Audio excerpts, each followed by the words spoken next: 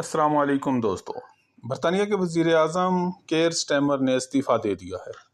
یہ صرف 10 سال میں 7واں وزیر اعظم ہے، یعنی اوسطاً ہر 1.5 سال میں برطانیہ کا نیا پرائم منسٹر آتا ہے۔ سٹارمر صاحب کے کچھ فیصلوں نے عوام کو ناراض کیا۔ بوڑھوں کا سردیوں کا الاؤنس بند کیا، کسانوں پر نیا ٹیکس لگایا اور غلط سفارتکار واشنگٹن بھیجا۔ پارٹی نے کہا بس بہت ہو گیا۔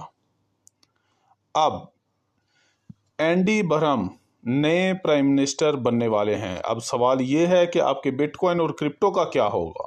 جب کسی بڑے ملک میں سیاسی بحران آتا ہے، اس کی کرنسی کمزور ہوتی ہے۔ برطانوی پاؤنڈ گرے گا تو لوگ محفوظ سرمایہ کاری کے لیے بٹ کوائن کی طرف بھاگیں گے۔